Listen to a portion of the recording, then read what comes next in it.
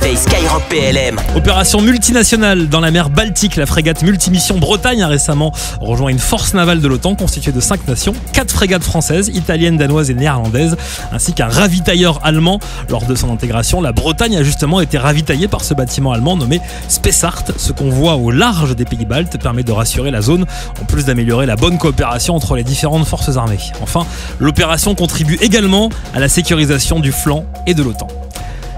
Entraînement interallié au Guyana. Il s'agit de la 38e édition de l'exercice Trade Winds. En tout, 21 pays ont participé, dont la France, mais aussi les États-Unis, le Mexique et de nombreux pays des Caraïbes. Plusieurs détachements des forces armées aux Antilles et des forces armées en Guyane ont été donc mobilisés.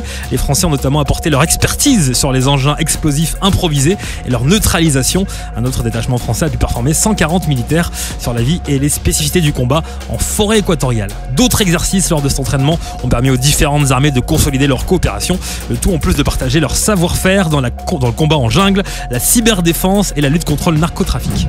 Toujours en Amérique du Sud, la marine nationale patrouille aux côtés de la marine brésilienne. Fin août, le patrouilleur anti-Guyane nommé la Résolu et le bâtiment École Brasil ont effectué une navigation conjointe ainsi qu'un ravitaillement à la mer. Un entraînement qui a été l'occasion de réaliser d'autres exercices qui ont permis d'améliorer encore la coopération entre la France et le Brésil. La Résolu a ensuite fait une escale à Belém le 7 septembre à l'occasion de la fête nationale brésilienne. Et cette opération avec le pays se poursuit. Le patrouilleur français a quitté la côte et remonte actuellement le fleuve Amazon jusqu'à la ville de Santarém au cœur du Brésil. Et après le rugby militaire dont les Français ont été sacrés champions du monde dimanche, une autre compétition débute, cette fois-ci pour nos aviateurs, c'est le championnat d'Europe de voltige aérienne. Les pilotes de l'équipe de voltige aérienne de l'armée de l'air et de l'espace sont actuellement dans le nord de l'Italie. C'est là qu'ils vont participer au championnat européen à bord de leurs avions Extra 330.